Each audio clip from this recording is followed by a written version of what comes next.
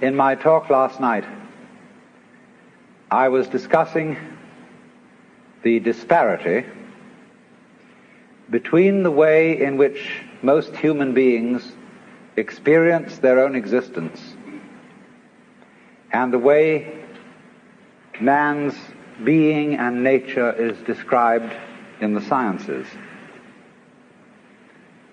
I was pointing out that in such sciences as ecology and biology, ecology, for example, describes and studies the relationship between all organisms and their environments.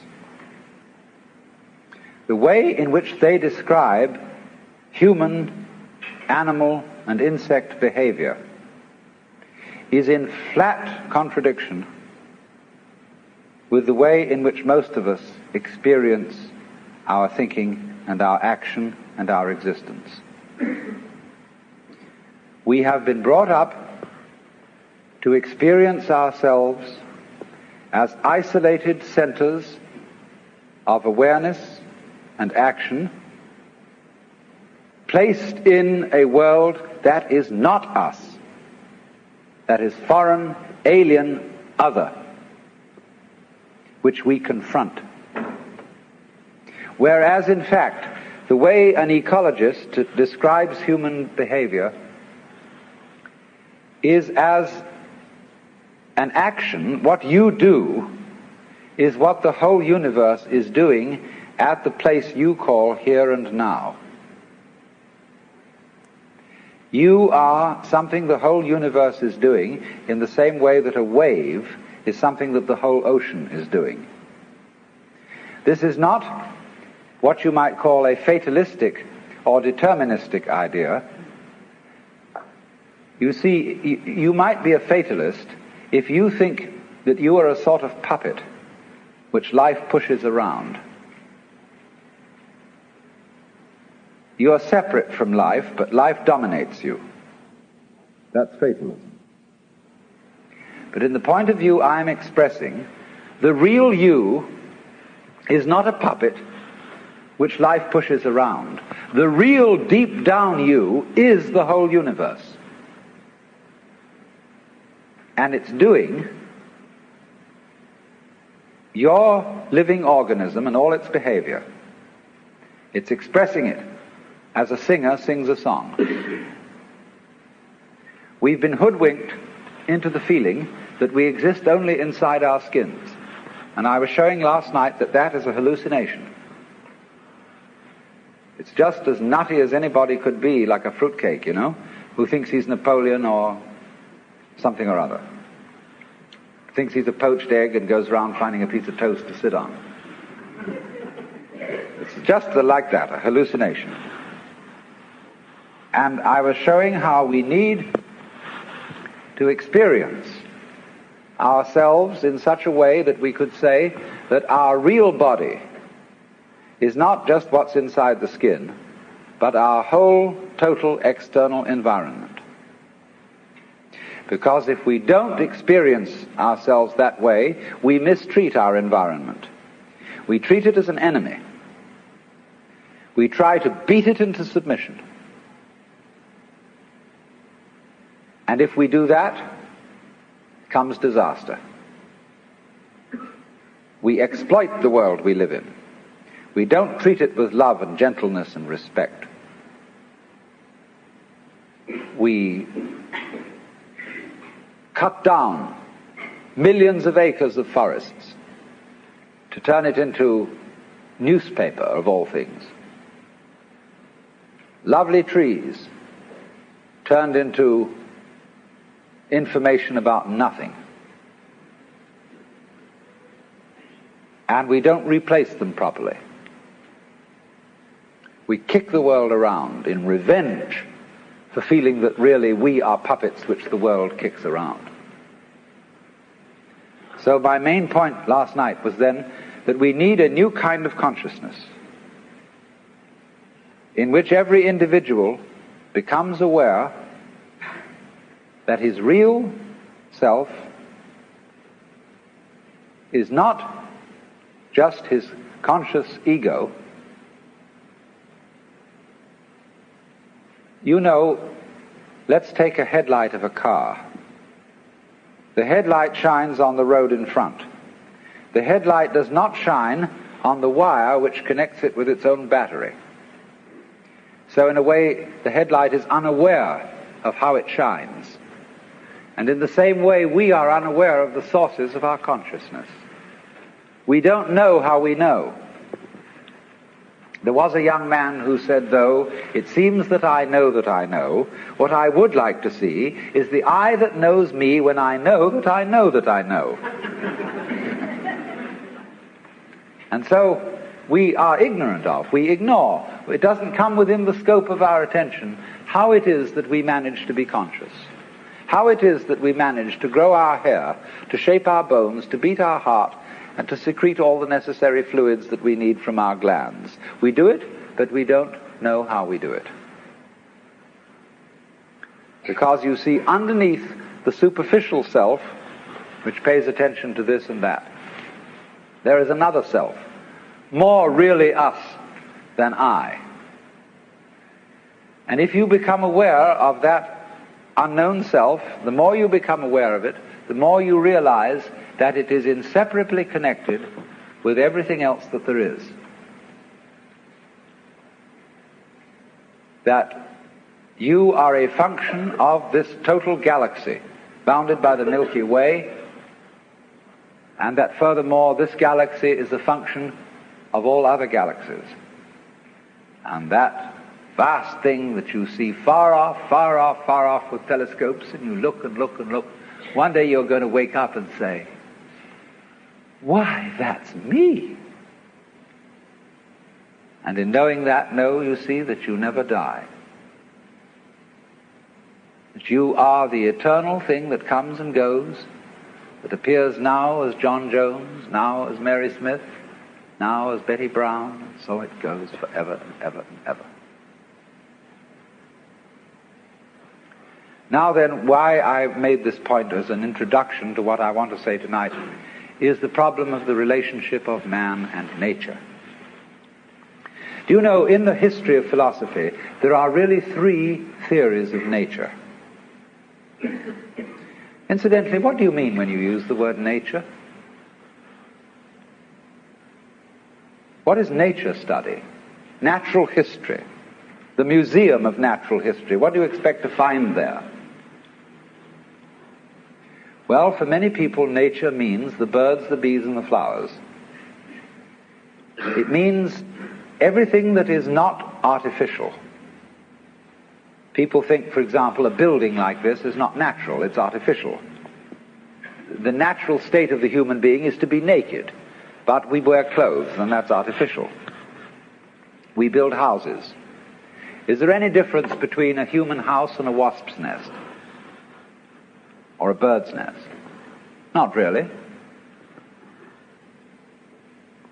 But we do have in our minds, you see, the idea that nature is somehow outside us.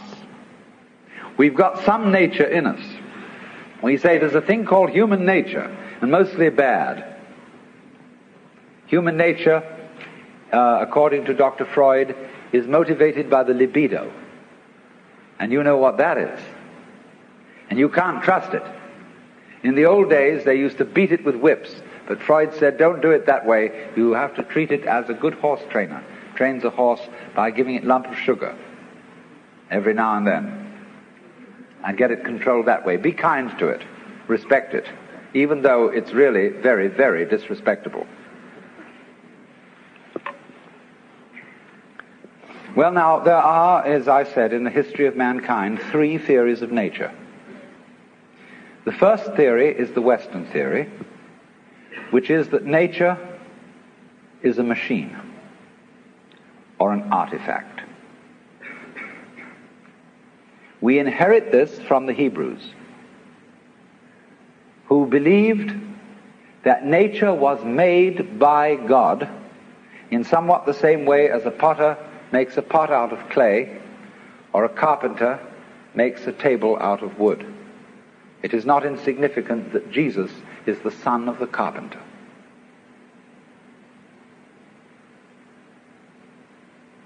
our tradition has been to look upon the world as a construct. And somebody knows how it was put together. Somebody understands. And that is the constructor, the architect, the Lord God. But it so happened that in the 18th century, Western thought began to change. They became increasingly doubtful as to whether there was a maker, whether there was a God. But they continued to look upon the creation as an artifact, as a machine. And by the time of Newton, people were explaining the world in terms of mechanism. And we are still under the influence of that idea, because after all, in things like Life magazine and so on, when they give you an article on human physiology, they usually make drawings which show the human being as a kind of mechanism, as a sort of factory. And they show how the peristaltic action carries the food in, and how it's processed by this organ and that organ, as just as if a certain product is fed into a factory, cow at one end, and it comes out canned corned beef at the other. Just in such a way, the human is illustrated, and so too in some kinds of rather degraded medicine that is now practiced. When you go to the hospital for a medical examination, you are treated as a machine. They process you. You're not a person. You're put in a wheelchair immediately. Even if you're perfectly healthy and can walk, nevertheless they have to have you in this wheelchair. And they put you through a process. And the heart specialist looks only at your heart because he can't understand anything else. The otorhinolaryngologist, which means an ear, nose, and throat man, looks at that section of you, and he doesn't know about anything else. And maybe a psychiatrist takes a look at you, and goodness knows what happens there, and so on and so on. Everybody looks at you from their specialized point of view as if they were a bunch of mechanics examining your automobile. Because, as I said last night, we just asked for this, because most of us consider ourselves as chauffeurs inside our bodies, which we own in the same way as you own a car. And when it goes wrong, you take it to the mechanic to fix it. You don't really identify with your body, just as you don't really identify with your car. So here is this whole theory of nature, which has grown up in the West as an artifact, something made. Now let me take a second theory of nature. This is an Indian theory, East Indian. Nature not as an artifact, but as drama.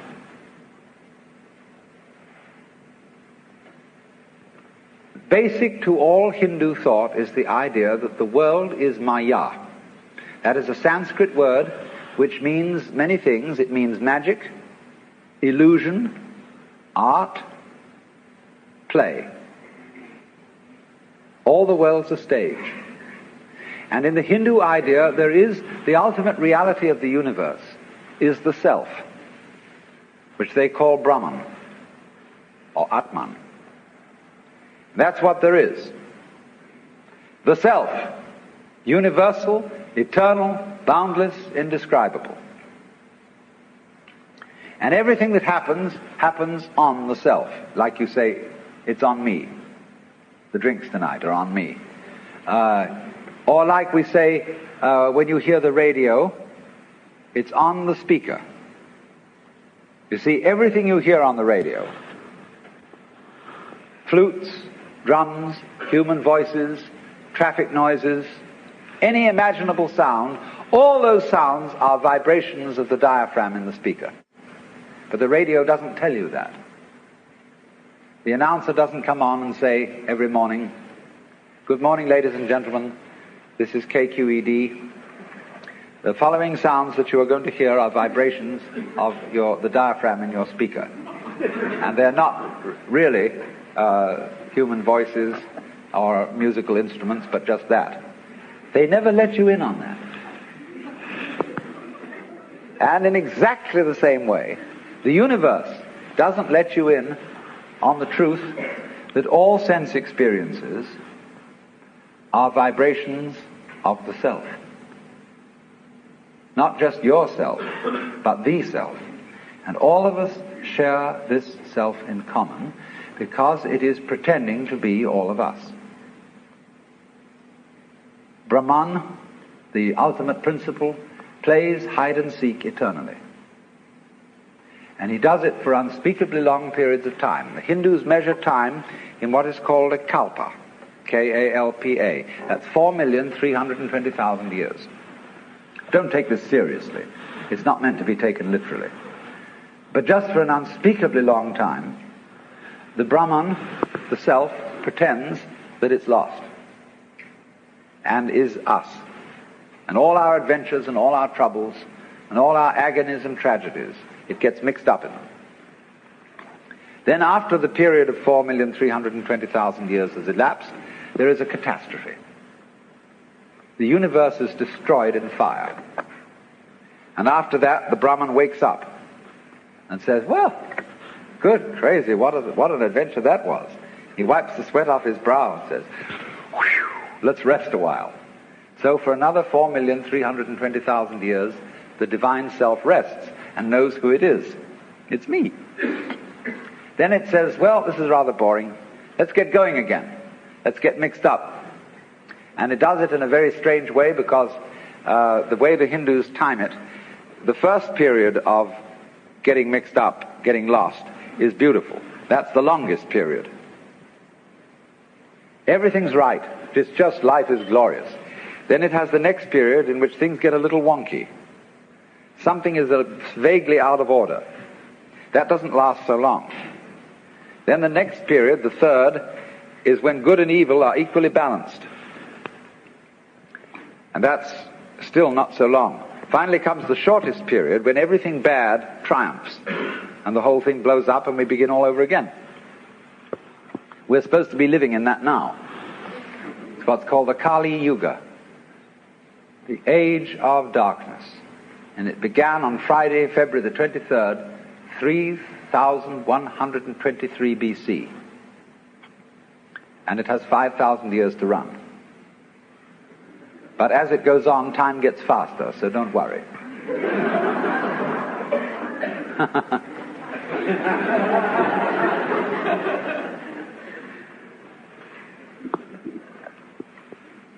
So you see, that's a theory of nature as a drama. It's a play. Now there's a third theory of nature, which is Chinese. And this is very interesting. The Chinese word for nature, they call Zhiran. And this expression means of itself so. What happens of itself. Or we might say spontaneity. It almost means automatic, because automatic is what is self-moving. Only we associate the word automatic with machinery. But Zhiran, what is so of itself, is associated in the Chinese mind not with machinery, but with biology. Your hair grows by itself. You don't have to think how to grow it. Your heart beats by itself. You don't have to make up your mind how to beat it. That's what they mean by nature. The poem says, sitting quietly, doing nothing, spring comes and grass grows of itself. So their principle of nature is called the Tao, T-A-O, pronounced Dao in the Mandarin dialect, Tao in the Shanghai dialect, To in the Cantonese dialect. Take your choice. Tao means the course of nature. And Lao Tzu, who was a philosopher who lived a little later than 400 BC, wrote a book about the Tao. And he said, the Tao which can be spoken is not the eternal Tao. You can't describe it. He said the principle of the Tao is spontaneity. He said the great Tao flows everywhere, both to the left and to the right. It loves and nourishes all things, but does not lord it over them. It accomplishes merits and lays no claim to them. So there is a very great difference between the Chinese idea of Tao as the informing principle of nature and the Judeo-Christian idea of God as nature's Lord and Master. Because the Tao does not act as a boss. In the Chinese philosophy of nature, nature has no boss.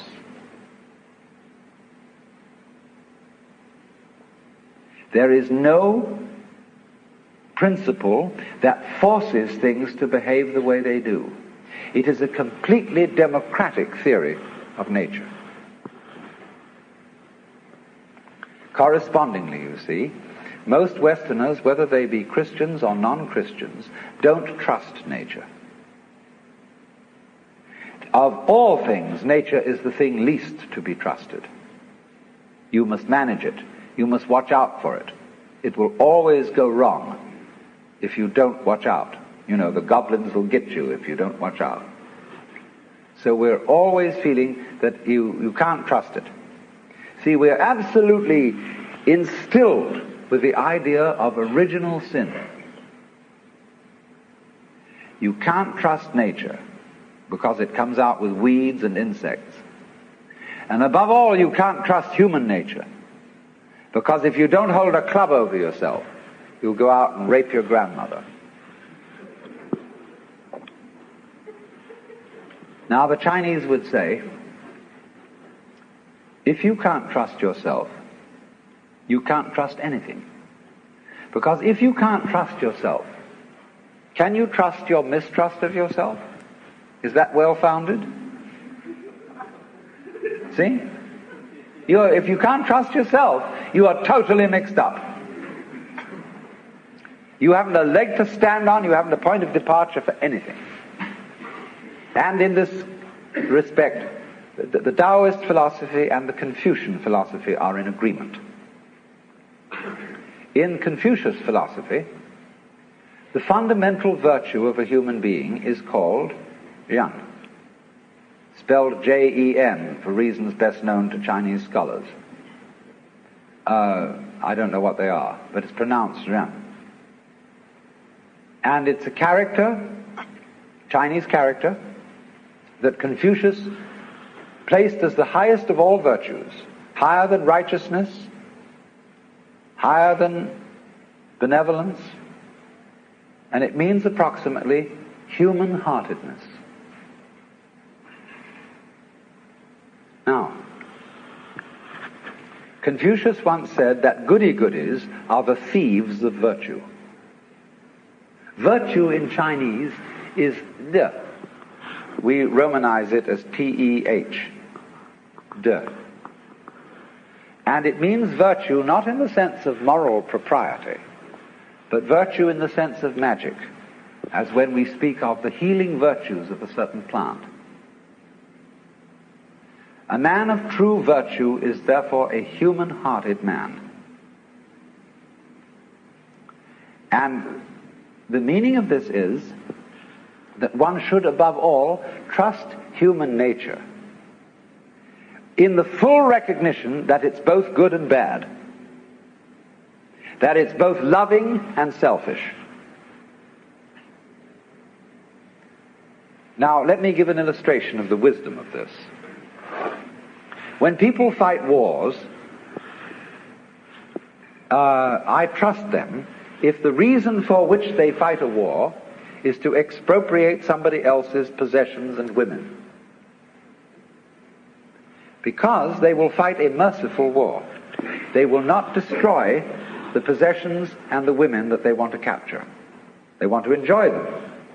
And that's a war based on simple, ordinary, everyday human greed.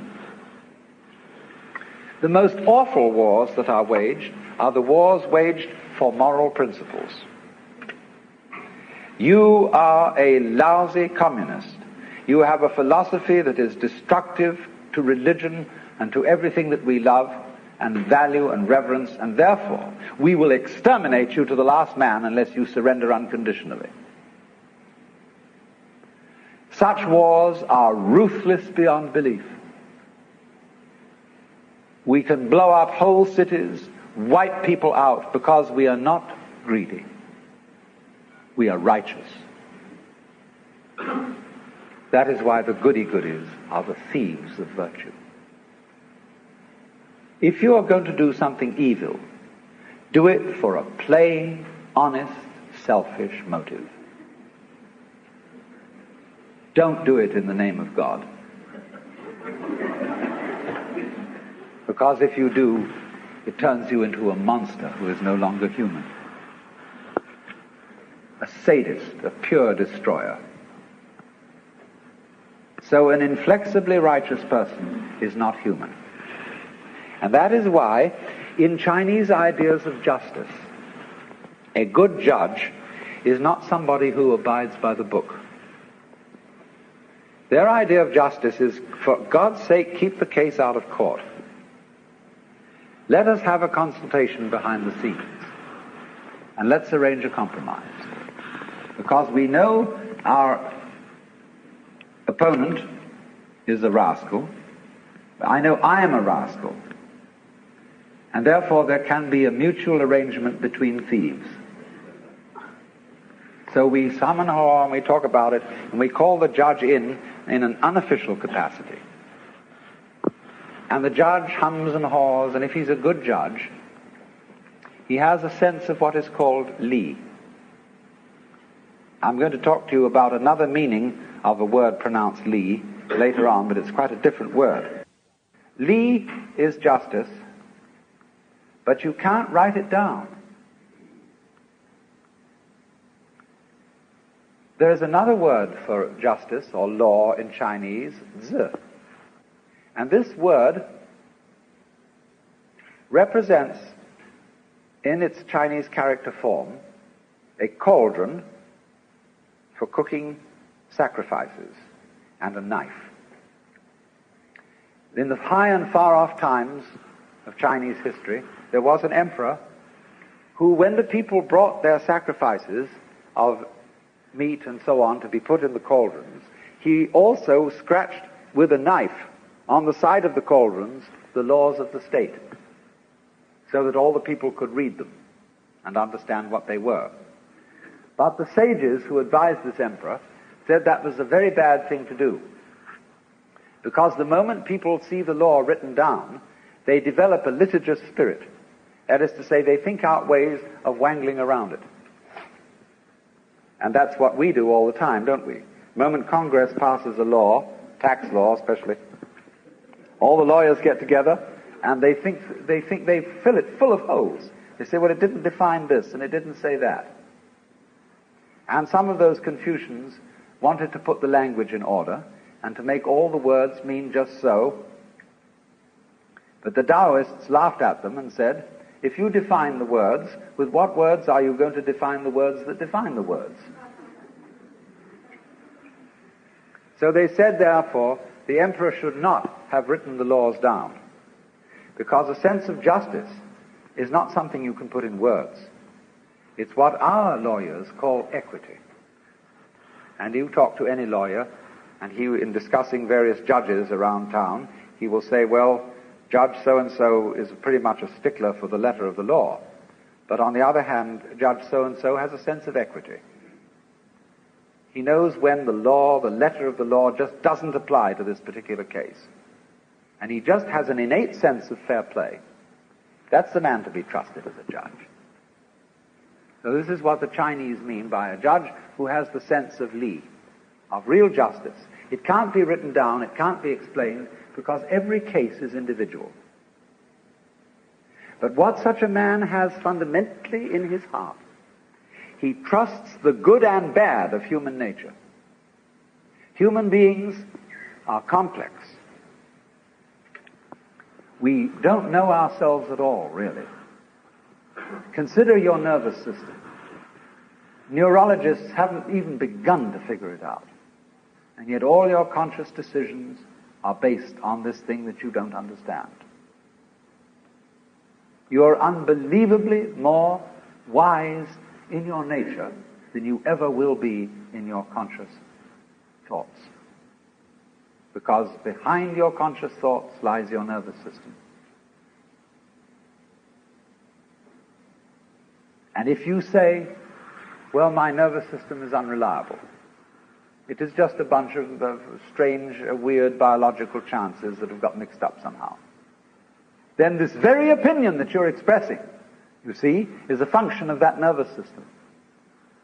So you're saying that you are a total hoax. You can't trust yourself at all. So that is a set of game rules that don't lead anywhere. It's totally self-frustrating. So you see, what the Chinese have developed here is a theory of nature. I said there are three theories. The Western mechanical theory, nature as an artifact, the Hindu dramatic theory, and the Chinese organic theory.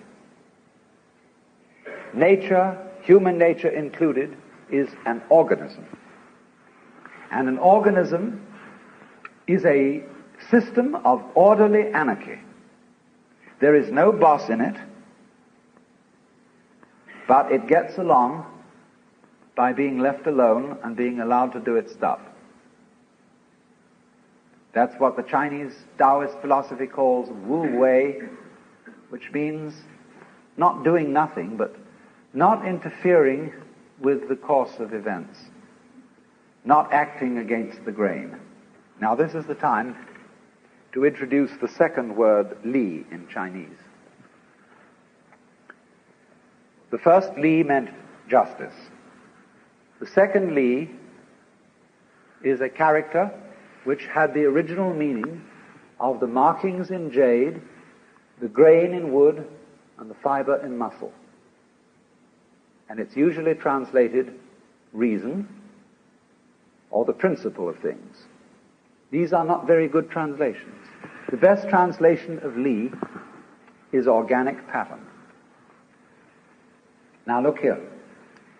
When you look at the clouds, they aren't symmetrical, they don't form fours, they don't come along in cubes, but you know at once that they're not a mess. A dirty old ashtray full of junk may be a mess, but clouds don't look like that. When you look at the patterns of foam on water, they never make an artistic mistake. And they're not mess. They are wiggly, but in a way orderly, and it's difficult for us to describe that kind of order.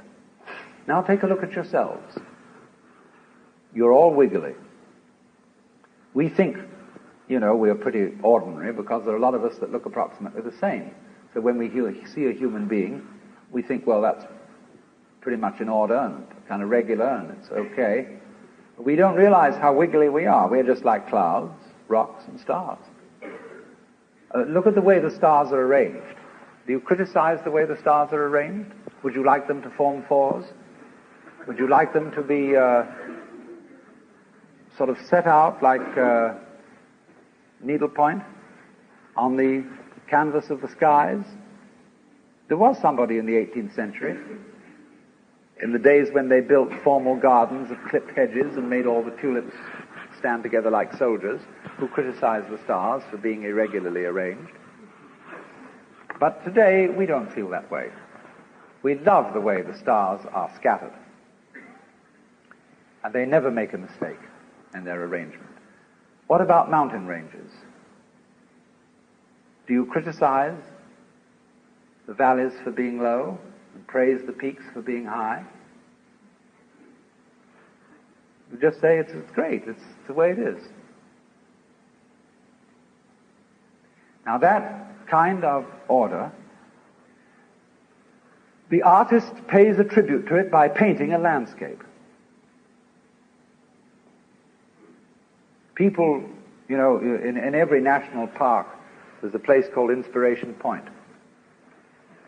And people go there and they say, oh, it's just like a picture.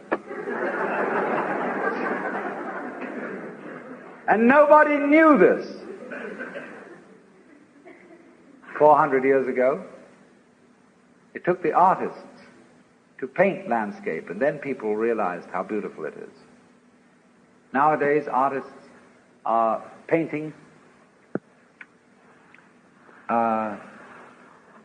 pictures of damp, stained walls and floors where people have dropped a lot of paint.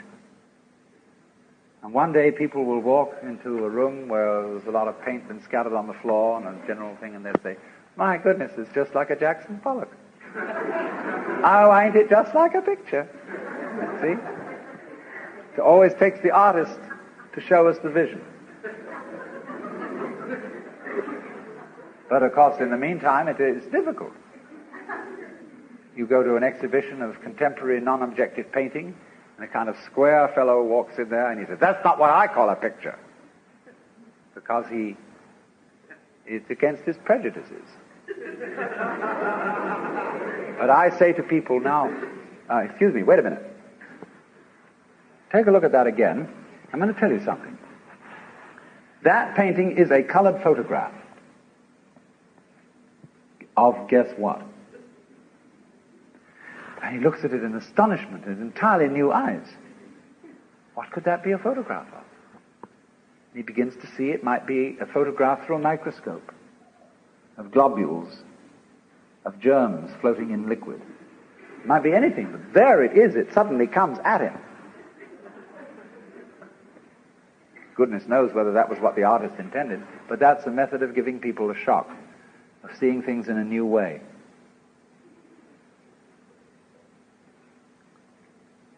You know, a GI visited Picasso in Paris during the war and said, I can't understand your paintings. They're absurd. Life doesn't look like that. Picasso said, do you have a girlfriend? He said, yes. Have you a picture?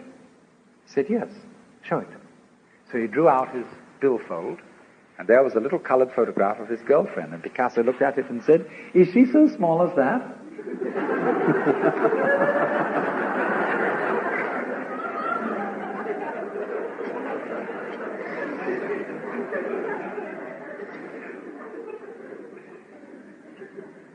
Now then,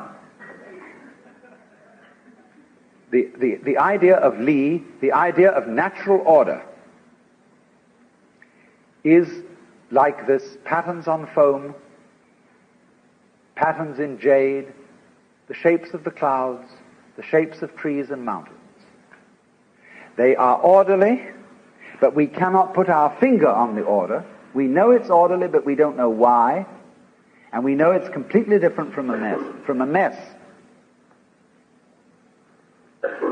The order of nature is in that way then indefinable. When St. Augustine was asked what is time, he said, I know what it is, but when you ask me, I don't. And so in the same way, the Chinese would say, we know what the order of nature is, but if you ask us, we don't. The poet says, picking chrysanthemums along the eastern fence, gazing in silence at the southern hills, the birds fly home through the soft mountain air of dusk. In all these things there is a deep meaning, but when we are about to express it, we suddenly forget the words. That's Li. Nature as a self-ordering principle, but it doesn't really know how it does it. Another poem says, if you want to know where the flowers come from, even the god of spring doesn't know.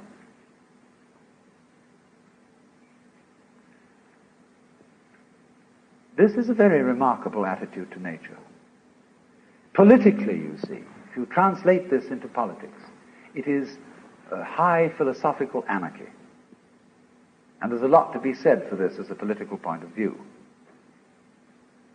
That, in other words, government is always a mess. Because the state opposes itself to the people. We live under a constitution where we are supposed to be governed by ourselves. As somebody once said, down with democracy when we get it.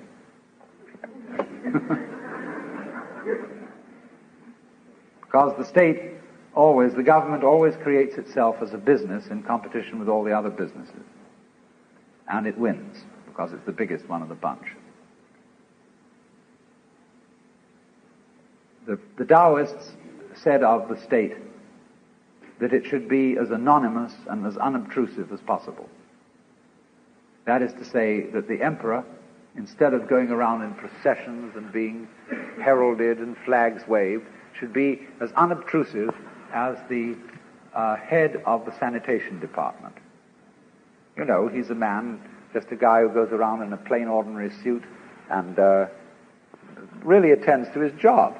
And the head of the sanitation of the city of Dallas goes around. You don't have a police escort and sirens blowing and flags waving. He simply does his job. And the feeling of Lao Tzu is that the president or the emperor should have the same kind of attitude.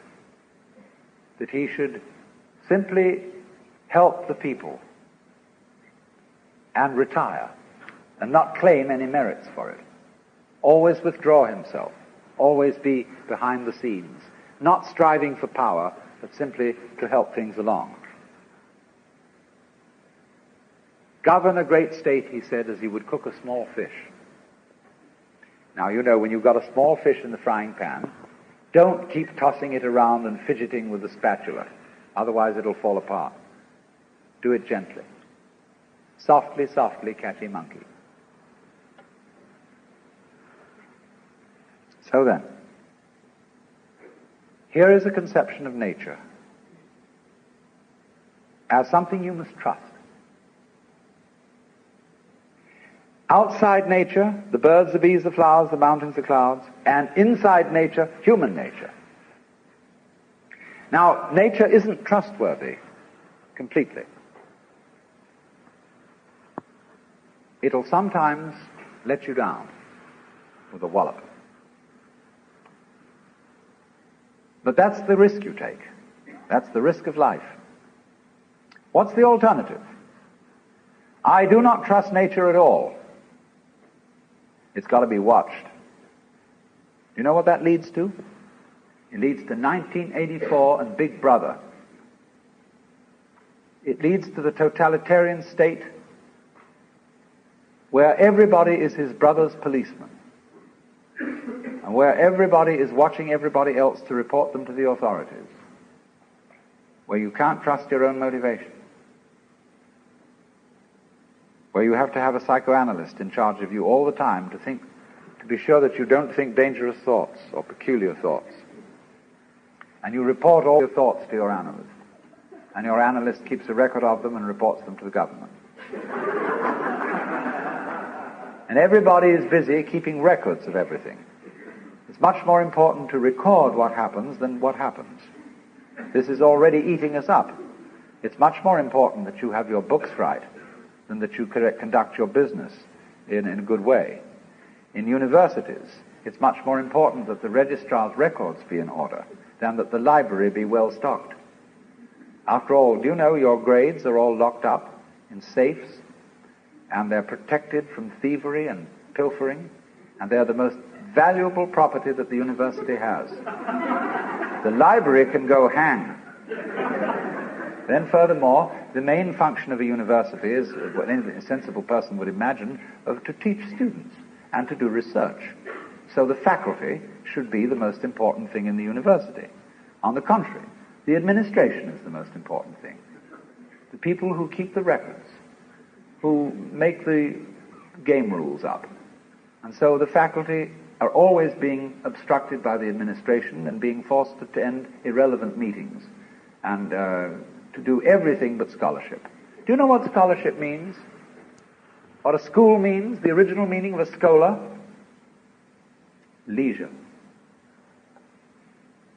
We talked of a scholar and a gentleman, because a gentleman was a person who had a private income, and he could afford to be a scholar. He didn't have to earn a living, therefore he could study the classics and poetry and things like that. Today, nothing is more busy than a school. They make you work, because you get got through on schedule. They have expedited courses, and you go to school so as to get a union card with PhD or something so that you can earn a living. So that's the whole contradiction of scholarship. Scholarship is to study everything that's unimportant, not necessary for survival. All the charming irrelevances of life. But you see, the thing is this: if you don't have a room in your life for the playful, life's not worth living. All work and no play makes Jack a dull boy. But if the only reason for which Jack plays is that he can work better afterwards, he's not really playing. He's playing because it's good for him. He's not playing at all. You have to be able to be a true scholar. You have to cultivate an attitude to life where you're not trying to get anything out of it. You pick up a pebble on the beach. Look at it. It's beautiful. Don't try and get a sermon out of it. Sermons in stones and God in everything be damned. Just enjoy it. Don't feel that you've got to salve your conscience by saying that this is for the advancement of your aesthetic understanding. Enjoy the pebble. If you do that, you become healthy. You become able to be a loving, helpful human being. But if you can't do that, if you can only do things because they are somehow you're going to get something out of it, you're a vulture. So, we have to learn. We don't have to, you don't have to do anything. You don't have to go on living. But it's a great idea. It's a great thing if you can learn what the Chinese call purposelessness. They think nature is purposeless. When we say something's purposeless, that's put down. There's no future in it. It's a washout. But when they hear the word purposeless, they think that's just great. It's like the waves washing against the shore, going on and on and on forever with no meaning. A great Zen master said as his death poem, just before he died, "From the bathtub to the bathtub, I have uttered stuff and nonsense." The bathtub in which the baby is washed at birth, the bathtub in which the corpse is washed before burial, all this time I have said many nonsenses. Like the birds in the trees go, twee, twee, twee, twee, twee. What's it all about? Everybody tries to say, that's a mating call. It's purposeful. Trying to get their mate, attract them with a song. That's why they have colors. Butterflies have eyes on them. Self-protection. Engineering view of the universe. Why do that? They say, well, it's because they need to survive. Oh, why survive? What's that for? Well, to survive. See, human beings are really a lot of tubes. And all living creatures are just tubes. And these tubes have to put things in at one end and let it out at the other. Then they get clever about it and they develop nerve ganglia on one end of the tube, the eating end, called a head. And it's got eyes in it, it's got ears in it, it's got little organs, antennae and things like this. And that helps you to find things to put in one end so that you can let them out the other. Well, while you're doing this, you see, the stuff going through wears the tube out. And so, that the show can go on, the tubes have complicated ways of making other tubes who will go on doing the same thing. In at one end, out the other. And they say, well, that's terribly serious. That's awfully important. We've got to keep on doing this.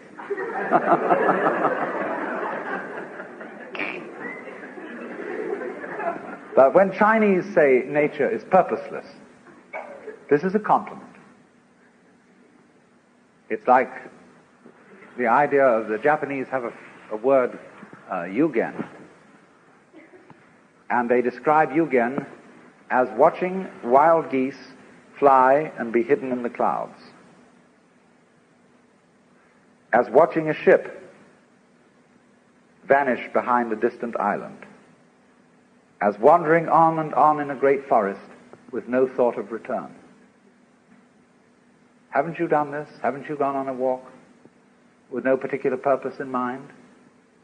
Carry a stick with you and you occasionally hit at old stumps and wander along and sometimes twiddle your thumbs. It's at that moment that you are a perfectly rational human being. You've learned purposelessness. All music is purposeless. Is music getting somewhere? If it were, if the aim of music of a symphony were to get to the final bar, the best conductor would be the one who got there fastest. See, dancing, when you dance, do you aim to arrive at a particular place on the floor? Is that the idea of dancing? Huh? The aim of dancing is to dance, is the present. Well, it's exactly the same with our life. We think life has a purpose. I remember the preachers used to say, when I was a small boy, I'd always hear it, we must follow God's purpose, His purpose for you and His purpose for me. When I asked these cats what the purpose was, they never knew. They didn't know what it was. They had a hymn. God is working His purpose out as year succeeds to year. God is working His purpose out and the time is drawing near.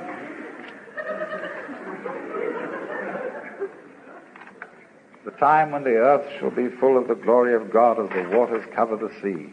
What's the glory of God? Well, they weren't quite sure. I'll tell you what it is. In heaven, all those angels are gathered round the glory of God. That is to say, the which than which there is no witcher. Catholics call it the beatific vision, the Jews call it the Shekinah. And they're all those angels. And they're standing around it and they're saying, Alleluia, Alleluia, Alleluia, Alleluia. It means nothing. They're just having a ball. See, that's what happened in the beginning. When God created the universe, it was created like all stars, all planets, all galaxies. They're vaguely spherical. He created this and He said, have a ball.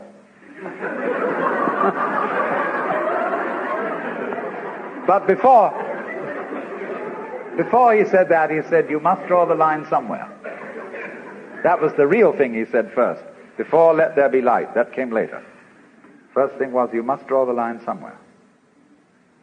Otherwise nothing will happen. You've got to have the good guys, the bad guys, you've got to have this, you've got to have that, the black and white, light and darkness. Must draw the line somewhere. Now, here's the choice then. Are you going to trust it or not? If you do trust it, you may get let down. And this it is yourself, your own nature, and all nature around you. There are going to be mistakes. But if you don't trust it at all, you're going to strangle yourself. You're going to fence yourself round with rules and regulations and laws and prescriptions and policemen and guards, and who's going to guard the guards, and who's going to look after Big Brother to be sure that he doesn't do something stupid. No go. Supposing I get annoyed with somebody in the audience, and I'm going to throw this ashtray at them. But I don't want to hit my friend sitting next to that person. I want to be absolutely sure this ashtray hits that individual. And so I don't trust myself to throw it. I have to carry it along and be sure I hit that person on the head. See, I don't throw it because I can't let go of it. To throw it, I must let go of it. To live, I must have faith. I must trust myself to the totally unknown. I must trust myself to a nature which doesn't have a boss, because a boss is a system of mistrust. That is why Lao Tzu's Tao loves and nourishes all things, but does not lord it over them.